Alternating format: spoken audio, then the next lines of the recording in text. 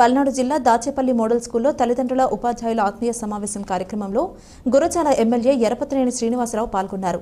ఈ సందర్భంగా ఎరపతినేని శ్రీనివాసరావు మాట్లాడుతూ ఆర్థిక సమస్యల కారణాల వల్ల ఏ ఒక్క విద్యార్థి చదువు మధ్యలోనే ఆగిపోకుండా చూసుకునే పూర్తి బాధ్యత ఎన్డీఏ ప్రభుత్వం తీసుకుంటుంది అన్నారు ఎరపతినేని శ్రీనివాసరావు.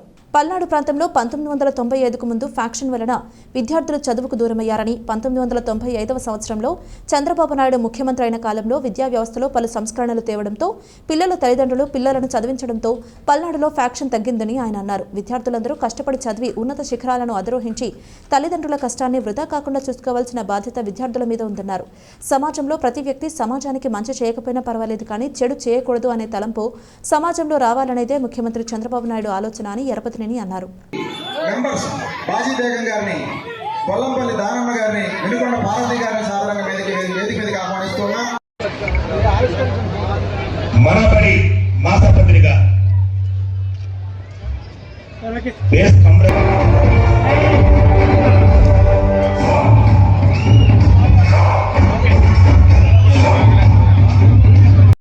దీనిలో ప్రధాన ఉద్దేశం మీ అందరూ కూడా తెలుసు. ముందుగా ఈరోజు వేదిక మీద కూడా వివిధ హోదాల్లో ఉన్న అధికారులు అందరూ ఉన్నారు.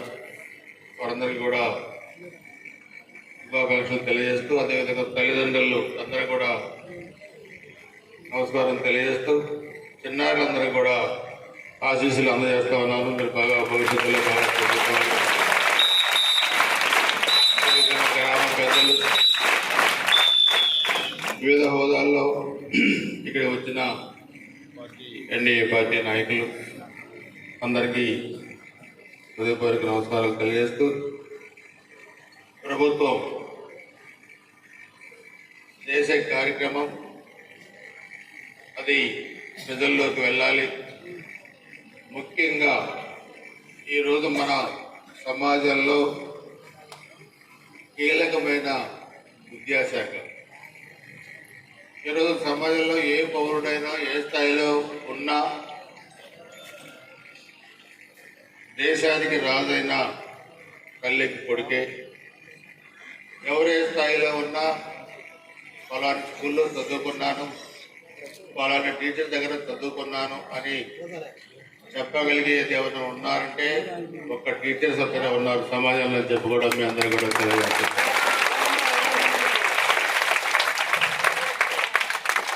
ఈరోజు తల్లిదండ్రులు వ్యవసాయం చేసుకుంటారో పిల్లల్ని కూడా ఆ రోజు ఫ్యాక్షన్లో చాలా మంది కేసులు ఎదుర్కొన్న వాళ్ళు పిల్లల్ని కూడా తీసుకెళ్లి వ్యవసాయం చేయించే పరిస్థితులు ఉన్నాయి. 1995లో చంద్రబాబు నాయుడు గారు ముఖ్యమంత్రి అయిన తర్వాత ఆ రోజు ఉమ్మడి రాష్ట్రంలో సమూలమైన మార్పులు వచ్చినాయి మనకి విద్యా వ్యవస్థలో. ఆ రోజు ఒక స్టూడెంటు ఐటీ కానీ లేకపోతే చదువుకోవాలంటే చెన్నైయో బెంగళూరు వెళ్ళాలి. ఎక్కువ కాలేజీలు ఉంటాయి కావు ఆంధ్రప్రదేశ్లో.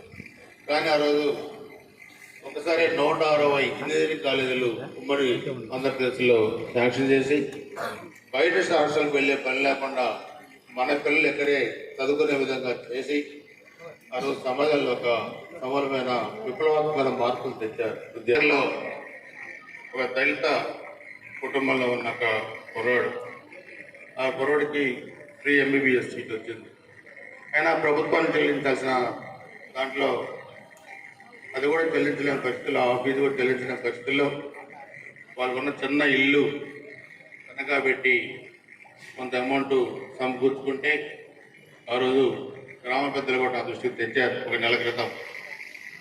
నేను కూడా వెంటనే స్పందించి ఆ కుర్రోడికి ఆ 5 years కోర్స్కి ప్రతి సంవత్సరం కూడా నేను వాళ్ళకి 50,000 ఇస్తానని చెప్పి మొట్టమొదటి 50,000 కూడా పంపించాను. మళ్ళీ కూడా చాలామంది బడ్డీ కొట్టుకు పెట్టుకొని చదివించిన పిల్లలు కలెక్టర్ అవుతారు, లేదా వ్యవసాయం చేసి చదివించిన పిల్లలు ఎస్పీ అవుతారు, డాక్టర్లు అవుతారు, ఇంజనీర్లు అవుతారు, లేకపోతే సమాజంలో వివిధ వృత్తుల్లో ఉన్న హోదాల్లో ఉన్న అధికారులు అవుతారు. ఎవరు ఏ విధంగా అయినా కానీ వాళ్ళు పెద్ద అయిన తర్వాత కూడా మా తల్లిదండ్రులు చిన్న స్థాయిలో ఉన్నారేమో చెప్పుకోవడానికి వాళ్ళు సిగ్గుపడలా. ఎందుకంటే ఈరోజు ఆర్థిక పరిస్థితులు బాగుంటేనే నాకు ఆరోగ్యం బాగుంటేనే, ఆలోచనలు బాగుంటేనే మనం ముందుకెళ్ళగలుగుతాం. ఆలోచనలు వక్ర బుద్ధిగా ఉన్నా, లేకపోతే మన ఆలోచనలు సరిగా లేకపోయినా అవి మన పిల్లలపైన ప్రభావం పడుద్ది, సమాజమైన ప్రభావం పడుద్ది. ఆహ్లాదకరమైన వాతావరణం, ఆహ్లాదకరమైన ఆలోచనలు, కనీసం సమాజానికి మంచి చేయకపోయినా పర్లేదు, చెడు చేయకూడదనే ఒక తలపు ప్రతి ఒక్క వ్యక్తులు రావాలని చెప్పుకొని నేను మీ అందరూ కూడా తెలియజేసుకుంటూ, అదే ముఖ్యమంత్రిగా చంద్రబాబు నాయుడు గారు కోరుకునేది. ఆ లక్ష్యాన్ని మనం నెరవేర్చాలి.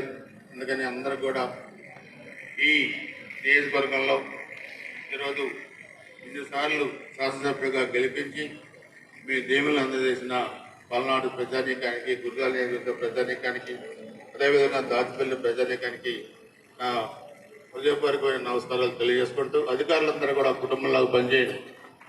నేను ఎమ్మెల్యేని, మీరు అధికారులనే కాదు,